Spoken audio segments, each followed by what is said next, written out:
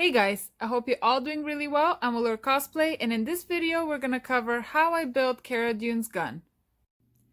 So during this quarantine, I have been getting a lot of boxes mailed to me, so I'm using this one to cut and glue on. Here is Cara's gun pattern already separated. This is going to be one big main part. I have already cut it out of high density EVA foam 3 different times, and here I've already applied barge cement and I'm waiting for it to dry so I can glue the pieces together. I always try to cut my foam as neat as possible, and usually around straight edges I can use a ruler and do a pretty good job of that. However, I did an absolutely atrocious job around the corners that are rounded. They're not matching up at all, so I decided to fill the gaps with a little bit of foam clay. And you can see how bad of a job I did this time cutting this out by how much foam clay I've used. Not to worry though, hopefully with some sanding this will look a lot better. I also made a space for the barrel.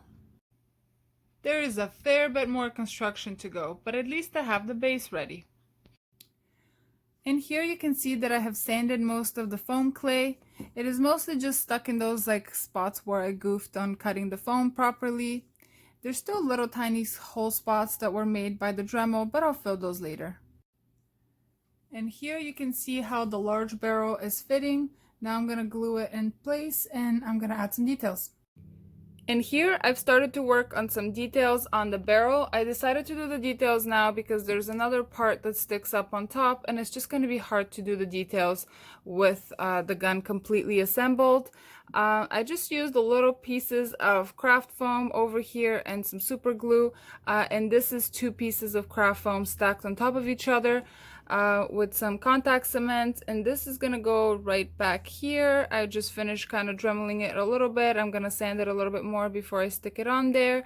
And yeah, I'm just working on some details and I'll continue on with the main parts in a little bit. I wanted to explain a little bit about how I make my patterns. My computer isn't capable of 3D modeling or any such fancy things, so I usually just freehand all my patterns. Once I'm happy with the size of them, I will start refining them, and then I'll start cutting away at different pieces so I can assemble the gun. I want to start working on the trigger of the gun next. Here is my very first sketch, and as you can see, it's very rough, and I just wanted to get the placement and somewhat the shape right. And here is my second sketch. This I'm actually going to use as a pattern.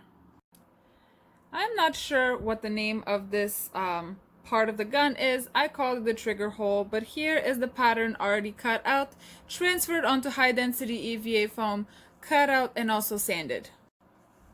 I opted to make this piece out of high density EVA foam because it's a lot stiffer and it's a lot harder for it to lose its shape. While I was cutting out the different pieces of the gun, I realized that I am terrible at round shapes. Because of that, with the little piece, I decided to take a slightly different approach. Since I have a whole bunch of scrap EVA high-density foam pieces from a different project, I decided to take 3 stacks and glue them together first. After that, I drew the shape on top and then cut it out all together, 3 pieces at the same time. With the sharp knife, I went as close as I could to the actual lines that I drew, however not on top of them.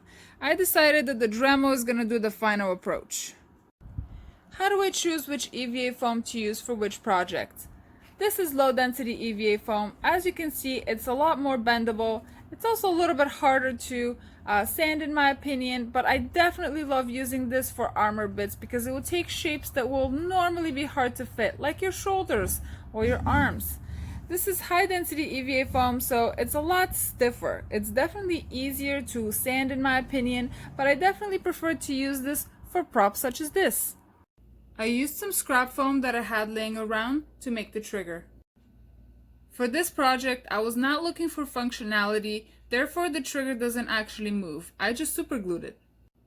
Here I've added some more details on the handle of the gun. I used some craft foam, which then I cut into shape and glued to the handle. For the grooves on the handle, I used an X-Acto knife to cut very shallow lines all along where I have marked. After that, I used some heat to open up the scored lines. I did try to use my wood burning tool before I tried the scoring technique. However, I realized that I do not have the proper attachment and the scores were way too deep, so I had to patch up my work with some foam clay. I am hopeful that with some primer and some paint, this will not look as bad. The next part I'm going to tackle is the front barrel. As you can see, I made a little part out of Worbla.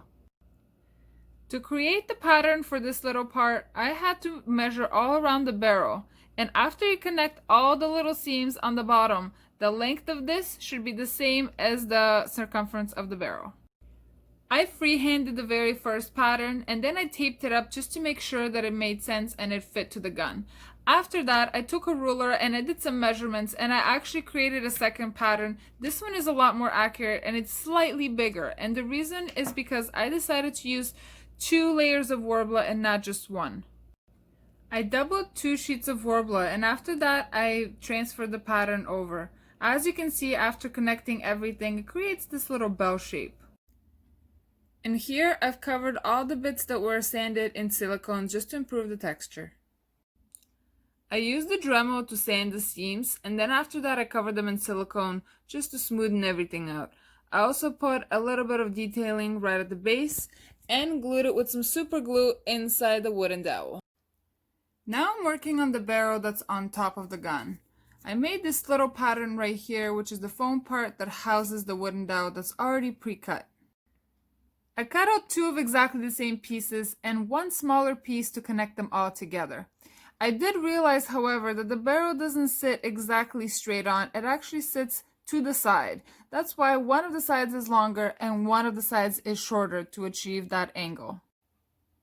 Here you can also see that I dremeled in the hole to house the barrel. And now the top barrel is glued on.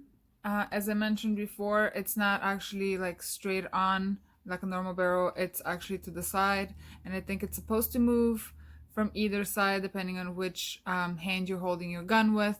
However, mine is not going to move, it's just going to sit the way it is because I glued it that way.